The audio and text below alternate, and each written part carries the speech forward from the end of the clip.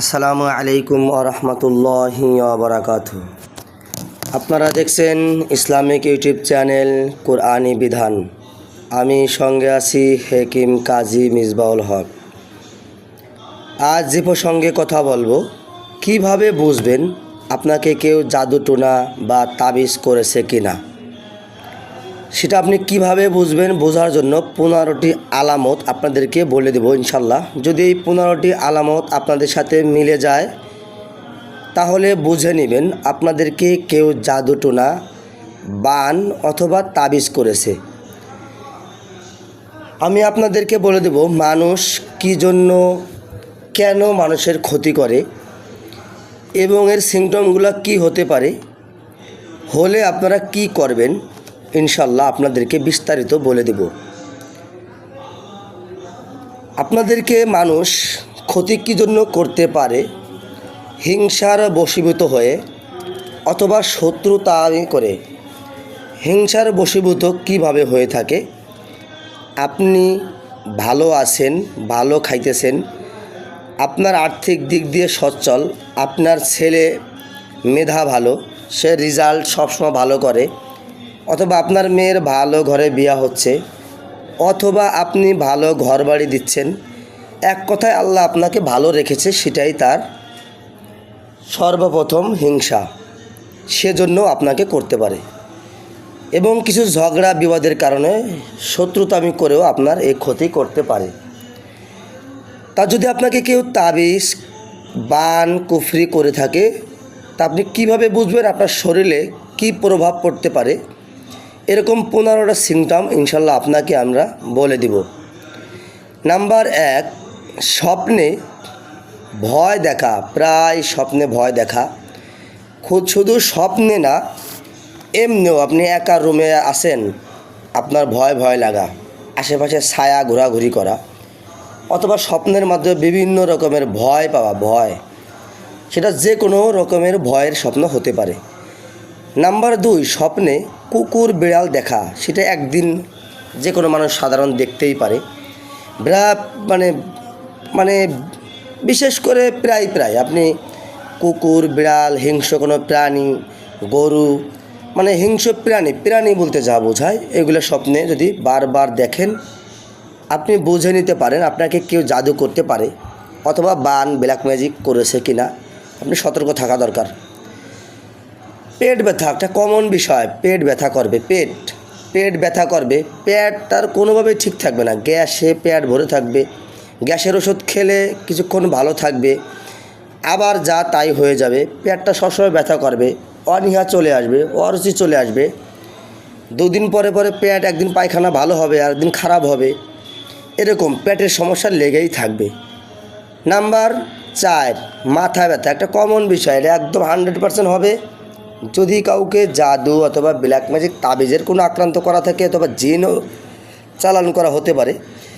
যে শুধু মানুষের ক্ষতি কিন্তু তাবিজ, বান, ব্ল্যাক ম্যাজিকই না, তারা কিন্তু জিনের মাধ্যমে করে থাকে। জিন চালান হতে পারে, চালানের মাধ্যমে, জিনের মাধ্যমে আপনাকে জাদু করতে পারে, জিনের মাধ্যমে আপনাকে বান, তাবিজ মেরে দিতে পারে। তা মাথা ব্যথা, মাথার ভিতরে জিন ঢুকতে পারে। জিনেরা সর্বপ্রথম মাথায় অ্যাটাক করে, মাথায় জাদু করে। মাথার এক সাইড ব্যথা করতে পারে, মাথায় ব্যথা থেকে যাবে, মাথায় ব্যথা প্রচুর, আবার ঠিক হয়ে যাবে, আবার প্রচুর ব্যথা, এরকম। নাম্বার 5, সর্বসময় অশান্তি লেগে থাকবে। অশান্তি মানে এমন একটা অশান্তি লাগবে যে আপনার কিন্তু সব কিছুই আছে, আপনার কোনো কিছুরই অভাব নাই, কিন্তু একটা যে অশান্তি কাজ করতেছে, অশান্তি সর্বসময় আপনার অশান্তি লেগেই থাকবে, মানে মনে কখনো শান্তি লাগবে না। নাম্বার 6,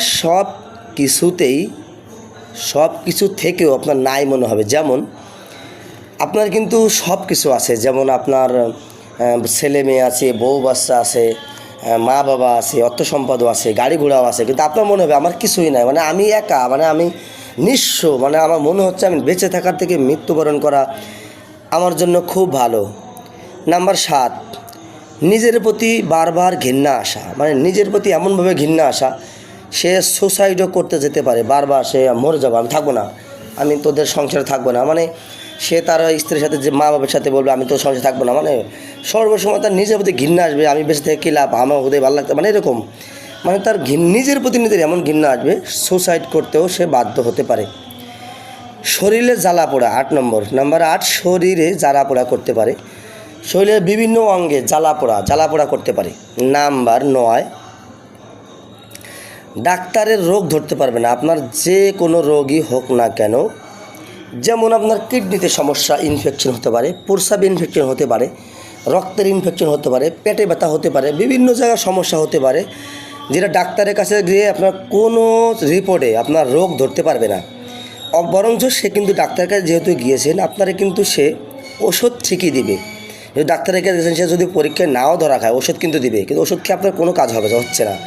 আপনি একটা ডাক্তার না, বিভিন্ন ডাক্তারের জায়গায় রোগ পরীক্ষা করেছে, কোনো রোগই ধরা খাচ্ছে না। আপনার বুঝে নিতে হবে যে আমি সম্ভবত আমাকে কেউ ক্ষতিও করতে পারে, যেহেতু রোগ ধরা খাচ্ছে না। এটা কিন্তু কমন বিষয়, আমরা বুঝি না, অনেক দিন ডাক্তারকে দৌড়ে। হ্যাঁ, আপনি যখন দৌড়েছেন, যখন দেখতেছেন যে আমি ডাক্তারের দ্বারাই কোনো কিছু আমার রোগ ভালো হচ্ছে না, আমার ধরতেই পারতেছে না, আমি একটু কোনো কোরআনের চিকিৎসক, কোনো রাখির সাথে কথা বলি এবং তার সাথে আমি আমার শরীরটাকে চেক দেওয়াই, কী সমস্যা একটু জানতে পারি। নাম্বার 10, শরীরের গোস্ত লাফালাফি করবে। শরীরের গোস্ত লাফালাফি করে, আমি কিছুক্ষণ আগে কিন্তু বলেছিলাম আপনাদেরকে, জিন চালানের মাধ্যমে কিন্তু এগুলো করা হতে পারে। ম্যাক্সিমাম মানুষের ক্ষতি থাকলে জিন চালান করে দেওয়া হয়। আমার চিকিৎসা লাইনে আমি দেখেছি জিনেরাই কিন্তু মানুষকে জাদু করে, জিনেরাই কিছু স্বপ্নের মধ্যে খাইয়ে দেয়, জিন চালানের মাধ্যমে এগুলো হয়ে থাকে। তা শরীরের গোস্ত লাফালাফি, জিনগুলো শরীরে ঢোকে, যখন ওখান থেকে চালান করা হয়, জিনগুলো শরীরের ভিতরে ঢোকে, যারা শরীরে গোস্ত লাফালাফি করে। নাম্বার 11, কাজ যদি বিশেষ করে তার প্রচুর রাগ থাকবে, এমন রাগান্বিত হবে, অল্প কথায় সে রেগে যাবে। অথবা সে যদি কোনো কাজ করতে যায়, এটা কাজ করতে গিয়েছে, কাজটা নিজে তাড়াতাড়ি করতে পারে না, 2বার ভুল হয়ে, একবার ভুল হয়েছে, আরেকবার করতে গেছে, দেখবেন তখন নিজের মানে রাগ এমনভাবে উঠবে যে নিজে খেয়ে ফেলবে, আমার একবার ভুল হইল কেন। বরঞ্চ যে কারোর সাথে কথায় কথায় রাগ করবে, সেটা যদি স্ত্রীর সাথে বেশি হবে, পরিবারের সাথে সে জিনিসটা বেশি হবে, কথায় কথায় সে প্রচণ্ড রাগান্বিত হবে। বুক ব্যথা করবে। নাম্বার 12, বুক ব্যথা হবে, এমন প্রচুর বুক ব্যথা হবে, চিন করে ব্যথা করবে, বুক ব্যথা হবে, কিছুক্ষণের জন্য ব্যথা হবে, আবার ভালো হবে, এবং রাতে শীত হয়ে শুলে তার নিঃশ্বাসে খুব কষ্ট হবে, তার ঠান্ডা লেগেই থাকবে। নাম্বার 13, হাত পা জ্বালাপোড়া করবে, বিশেষ করে হাত পা এমনভাবে জ্বালাপোড়া করবে, বিশেষ করে হাত পা, বিশেষ করে পা খুব জ্বালাপোড়া করবে। নাম্বার 14, সকালবেলা ঘুম থেকে উঠতে শরীরে ব্যথা মনে হবে, যেমন সকালবেলা যদি ঘুম থেকে উঠতে যায়, শরীর এমনভাবে ব্যথা হয়ে যাবে, এমন অলস হয়ে যাবে, শরীর এমন দুর্বল হবে যে সে কিন্তু দুর্বল ছিল না, বরঞ্চ তার এমন একটা অস্থিরতা, এমন দুর্বল হবে, রাত্রে সে ভালোভাবে শুয়েছে, কিন্তু সকালবেলা ঘুম থেকে উঠতে এত অলসতা লাগবে, এত দুর্বল লাগবে যে সে হয়তোবা কোনো 10 বছরের কোনো রোগে আক্রান্ত। সে এটা রিজিকের বাধা করা থাকলেও এটা সবচেয়ে বেশি আক্রান্ত করা হবে, এইভাবে সে বেশি আক্রান্ত হবে, ঘুম থেকে সকালে উঠতে পারবে না, অলসতা লাগবে।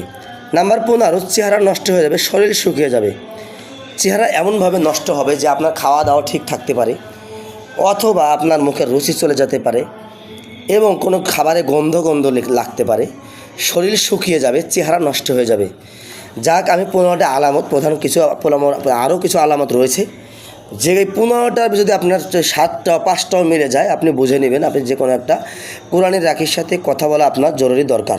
অবশ্যই আপনাকে নিজেকে একটা চেক দিয়ে নেবেন, সেটা যেখানে হোক কোরআনের চিকিৎসা নেবেন, তাবিজ মুক্ত চিকিৎসা নেবেন, কোনো কুফরি কবিরাদের কাছে স্বর্ণাপন্ন হবেন না, আপনি আল্লাহর কাছে কাঁদবেন, এবং আপনি সর্বপ্রথম আল্লাহর সাহায্য চাবেন। আল্লাহর সাহায্য ছাড়া আপনাকে সুস্থ করার পৃথিবীতে কারো কোনো ক্ষমতা নেই।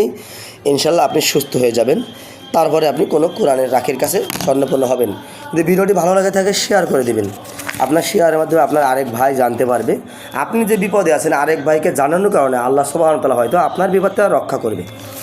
ইনশাল্লাহ যদি ভালো লাগে লাইক করবেন, কমেন্টে জানিয়ে দিবেন কোন রকম ভিডিও চান। আসসালামু আলাইকুম ওয়া রাহমাতুল্লাহি ওয়া বারাকাতুহু।